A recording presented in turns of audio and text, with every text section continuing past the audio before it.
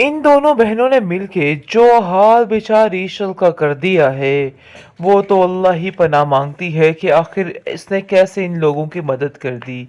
उसकी माँ उसको समझाती रहेगी कि देखो, ये लोगों से दूर रहना, वो कभी भी तुम्हारे सगे नहीं हो सकते हैं। तो देखो भाई, वही सब कुछ हुआ है जो कुछ उसकी माँ कहती थी। आयजा अब अपने घर को बचाने के लिए दिन रात एक कर रही है और ईशल को हर चीज़ में गुनहगार ठहरा रही है और कहती है कि सब कुछ किया दरा जो है ना भाई ईशल का है, मैंने तो ऐसा कुछ भी नहीं किया है। ईशल बहुत परेशान है क्योंकि घर का माहौल काफ़ी ख़राब है। वो एक बात अनाया को कहती है कि देखो अनाया, तुम्हारी वजह से जो कुछ भी हो रहा है ना, मैं कभी इस चीज़ को नहीं भूल सकती और ना ही कभी तुम्हें माफ़ कर सकती हूँ। आखिर तुम मेरे साथ ऐसा कैसे कर सकती हो। लेकिन अनाया को किसी बात का कोई असर नहीं है। वो भी अपनी बहन के रहमो करम पर ही चल रही है और सोच रही है कि जो कुछ उसकी बहन कह रही है ना, वो बिल्कुल परफेक्ट है और उसका जो जो लफ्ज़ है हर बार ठीक है। लेकिन जी आप देखेंगे कि अपनी माँ से वो जाकर इस बात का गिला ज़रूर करती है और कहती है कि मेरी बहन ने ही मेरा घर उजाड़ के रख दिया। मुझे तो अंदाज़ा ही नहीं था कि वो इस कदर जालिम खातून है कि मेरी हर चीज़ ख़त्म कर देगी। आयज़ा, आप ही ने आज तक मेरी ज़िंदगी में सुकून नहीं लेने दिया और ये देखिए कि क्या हाल किया। लेकिन असद के दिल में ये बात बैठ चुकी है और वो आयज़ा को कहता है कि आयज़ा, मुझे ऐसा क्यों लगता है कि जैसे तुम्हें हर बात का इल्म था और तुम जानबूझकर ये सब कुछ करने की कोशिश कर रही थी। लेकिन जी आप देखेंगे कि वो इस बात से इनकारी करती है और कहती है कि मुझे कुछ भी पता नहीं था। मुझे क्या तुम बता सकते हो कि आखिर असल मसला है क्या? आखिर ये लोग मुझे हर चीज़ में कसूरवार क्यों ठहरा रहे हैं और इन लोगों को ऐसा क्यों लगता है कि ये सब कुछ मैंने ही किया है। लेकिन जी आप देखेंगे कि अनाया काफ़ी रोती है और अपनी माँ से कहती है कि आखिर ये सारे मामलात कैसे बदलेंगे, मुझे तो कुछ समझ नहीं आ रही है।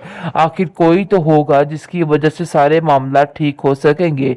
जिस पर उसकी माँ कहती है कि ग्रीशा ने तुम्हारा साथ देने का वादा किया था और तुम्हारी कोई बात आगे नहीं पहुंचाई थी, तो इसका मतलब ये नहीं था कि तुम उसको धोखा देती फिरती। देखो, तुमने उसको बहुत बड़ा धोखा दिया है और तुम्हें इस बात को समझना होगा। लेकिन शायद तुम्हें इस चीज़ की समझ नहीं आ रही और तुम्हें ऐसा लग रहा है कि जो कुछ आयजा कह रही है वही ठीक है।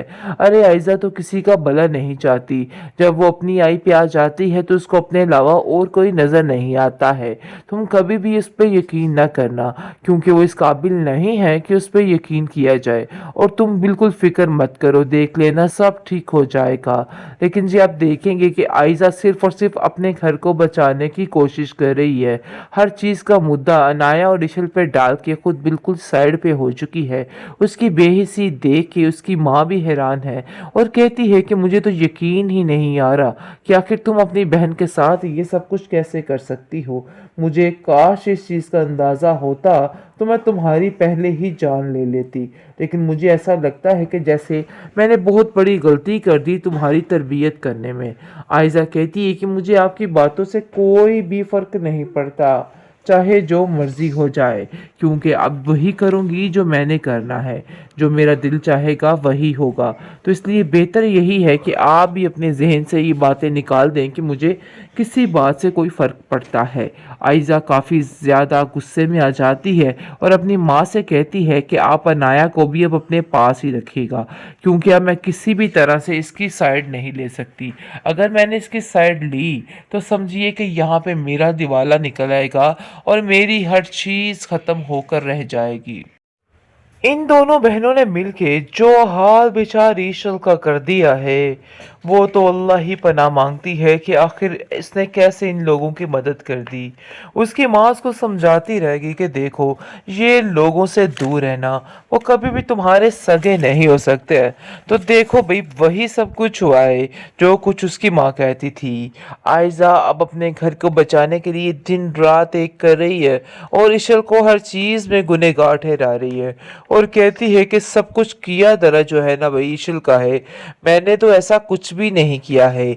इशल बहुत परेशान है क्योंकि घर का माहौल काफ़ी ख़राब है। वो एक बात अनाया को कहती है कि देखो अनाया, तुम्हारी वजह से जो कुछ भी हो रहा है ना, मैं कभी इस चीज़ को नहीं भूल सकती और ना ही कभी तुम्हें माफ़ कर सकती हूँ। आखिर तुम मेरे साथ ऐसा कैसे कर सकती हो? लेकिन अनाया को किसी बात का कोई असर नहीं है। वो भी अपनी बहन के रहमो करम पर ही चल रही है और सोच रही है कि जो कुछ उसकी बहन कह रही है ना, वो बिल्कुल परफेक्ट है और उसका जो जो लफ्ज़ है हर बार ठीक है।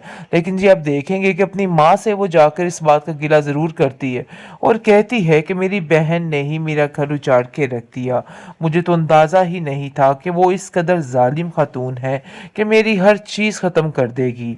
आयज़ा आप ही ने आज तक मेरी ज़िंदगी में सुकून नहीं लेने दिया और ये देखिए कि क्या हाल किया। लेकिन असद के दिल में ये बात बैठ चुकी है और वो आयज़ा को कहता है कि आयज़ा मुझे ऐसा क्यों लगता है कि जैसे तुम्हें हर बात का इल्म था और तुम जानबूझकर ये सब कुछ करने की कोशिश कर रही थी। लेकिन जी आप देखेंगे कि वो इस बात से इनकारी करती है और कहती है कि मुझे कुछ भी पता नहीं था। मुझे क्या तुम बता सकते हो कि आखिर असल मसला है क्या? आखिर ये लोग मुझे हर चीज़ में कसूरवार क्यों ठहरा रहे हैं और इन लोगों को ऐसा क्यों लगता है कि ये सब कुछ मैंने ही किया है। लेकिन जी आप देखेंगे कि अनाया काफ़ी रोती और अपनी माँ से कहती है कि आखिर ये सारे मामलात कैसे बदलेंगे, मुझे तो कुछ समझ नहीं आ रही है। आखिर कोई तो होगा जिसकी वजह से सारे मामलात ठीक हो सकेंगे। जिस पर उसकी माँ कहती है कि ग्रीशा ने तुम्हारा साथ देने का वादा किया था और तुम्हारी कोई बात आगे नहीं पहुंचाई थी, तो इसका मतलब ये नहीं था कि तुम उसको धोखा देती फिरती। देखो तुमने उसको बहुत बड़ा धोखा दिया है और तुम्हें इस बात को समझना होगा। लेकिन शायद तुम्हें इस चीज़ की समझ नहीं आ रही और तुम्हें ऐसा लग रहा है कि जो कुछ आयज़ा कह रही है वही ठीक है। अरे आयज़ा तो किसी का भला नहीं चाहती। जब वो अपनी आई पे आ जाती है तो उसको अपने अलावा और कोई नज़र नहीं आता है। तुम कभी भी इस पे यकीन न करना क्योंकि वो इस काबिल नहीं है कि उस पे यकीन किया जाए। और तुम बिल्कुल फिक्र मत करो, देख लेना सब ठीक हो जाएगा। लेकिन जी आप देखेंगे कि आयज़ा सिर्फ और सिर्फ अपने घर को बचाने की कोशिश कर रही है। हर चीज़ का मुद्दा अनाया और इशल पे डाल के खुद बिल्कुल साइड पे हो चुकी है।